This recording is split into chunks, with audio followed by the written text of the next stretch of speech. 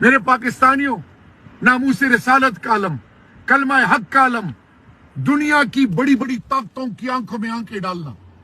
اور آج اس ملک میں کیا ہو رہا ہے کہ خان کو، میرے لیڈر کو آج -1 کے چکر میں پھنسایا جا رہا ہے، دیوار سے لگایا جا رہا ہے. یہ کس سوچ پہ یہ چلے ہوئے ہیں؟ یہ جو بھی سوچ رہے ہیں، عمران خان حقیقت ہے، عمران خان عام پاکستانی کی آواز ہے، اس کے ساتھ پاکستانی قوم جڑی ہوئی ہے. پاکستانی قوم سب چیزوں پہ قربانی دے سکتی ہے.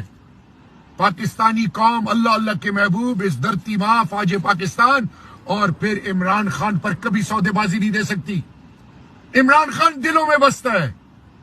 عمران خان دلوں کو الحمدللہ اپنے فضل سے عمران خان کو اللہ نے یہ استطاعت دی ہے ان کی کردار اور عمل سے کہ لوگوں کے دلوں میں عمران خان کو اتار دیے. او کم بختو اور وہ حرام خوروں کا ٹولہ الیکشنوں سے بھاگ رہے ہو، اور ابھی پیٹ پیچھے وار کرنا، مختلف طریقوں سے عمران خان کو گرانا. وہ عزت و ذلتوں کا مالک اللہ ہے. ابراہیم علیہ السلام کو کس نے بچایا آگ میں؟ یونس علیہ السلام کو مچھلی کے پیٹ میں کس نے بچایا؟ اللہ وہی اللہ ہے. آپ کے اور میرے ملک کے مدرسوں کے اندر بچوں کو ڈرون سے مارا جاتا تھا. قبائل پاکستان کے ہر لوگوں کی تذلیل ہو رہی تھی، لوٹ مارام تھی، تانے بک رہے تھے، عزتوں کے جنازے نکالے جا رہے تھے. پاکستان کی تذلیل اور پاکستانیوں کی تذلیل یہ ظالم کر رہے تھے. کون آیا ان کی آواز بننے کے لیے؟ ایک شخص آیا، عمران خان.